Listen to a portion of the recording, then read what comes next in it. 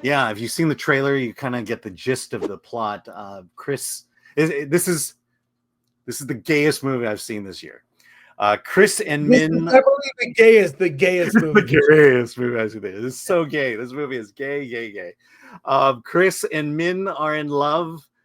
Min is the heir to a fashion design conglomerate empire from South Korea. He is living in the United States, in Washington, because he doesn't want to go back to South Korea and he doesn't want to run the family business. He just wants to be an artist.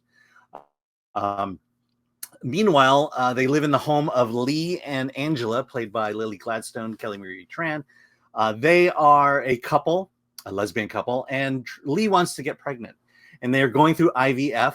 The second treatment didn't take, and they only have a chance for one more. They also don't have money to do a third IVF treatment. And so Min is now being forced by his grandmother to return to South Korea. And Min is panicking and comes up with this plan. He is going to marry Angela so that he can stay in the United States and live this sham marriage. And in return, he'll give Lee the money she needs to have that third treatment. Chris is played by Bowen Yang. He loves Min, but he doesn't want to marry him because he feels like he's doing it for a green card. So there's a lot of, this is basically green card. This is there are just many elements here that makes up a rom-com, an LGBT rom-com. And I will say this, walking into it, it was like yesterday, I just need to see some kind of movie. I'm going to see Wedding Banquet, even though I know I'm not going to like it. The trailers make it look super gay, which it is. By the end of the movie, I really like this movie. I was taken in. There are two aspects. One is it's a rom-com.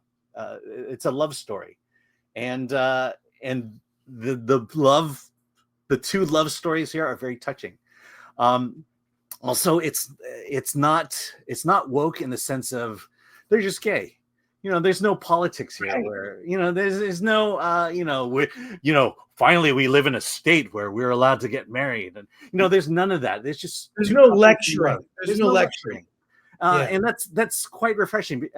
The other thing is look, they're all Asian except Lily Gladstone.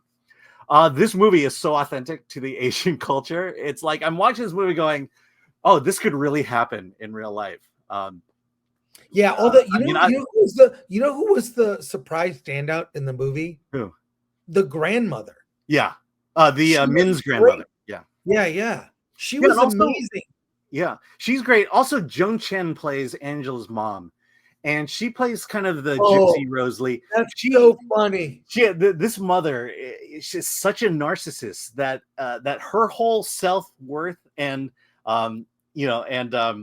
honor comes from the fact that Angela is gay, and that she has decided she's going to become the great ally to her daughter and to the gay community. And so she starts making up stories about the suffering that Angela had gone through. So she gets this LGBT ally cred.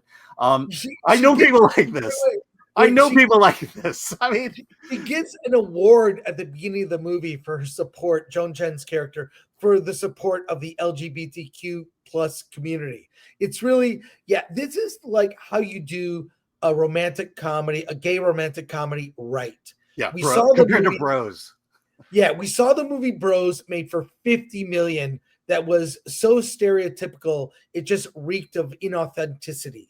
This is very authentic. And while I can't speak to the Asian aspect, these were characters I grew to really like.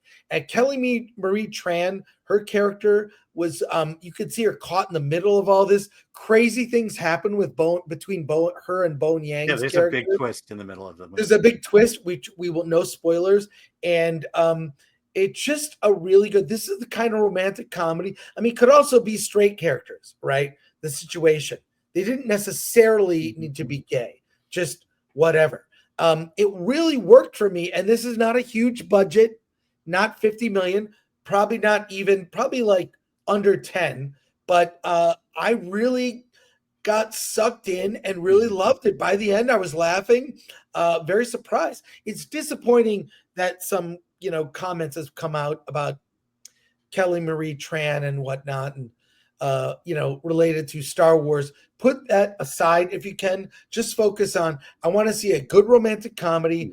There are two gay couples, a gay male couples, gay female couples, and there's situational comedy involving family and marriage and inheritance, and it just, I don't know. I really loved it. And I think I like the story. I think it's a brilliantly written script in terms of it tells what you think is a standard story and puts a lot of twists on it to put its own spin on it. For example, there's the birdcage element of this movie, and that birdcage element just kind of ends about 60% into the movie, and it goes on in a very different and heartfelt direction. Very, very original, because I think that's the thing I feared most about walking into this movie is I'm just going to see another coming out story or a story Right. where gay people have to hide themselves and stuff like that. And it was refreshing to go about 50% in the movie and realize they're not going in that direction. And could this be a straight couple? No, because both situations are particularly gay. And I think that's what the other thing I like about it is it's not a straight story with gay characters. It's a decidedly gay story. Last thing I'll say is let's be honest. Not everyone's into LGBT and gay stories. This is not going to sway you in any way. So, if that's not your thing, go ahead and pass. But if you want to open yourself up to something new, something you're not used to, this is a really good movie to go see this weekend. For Easter weekend. Yeah. And I'll emphasize again the grandmother character and how she kind of comes around to, that was the redemption story. I thought was amazing.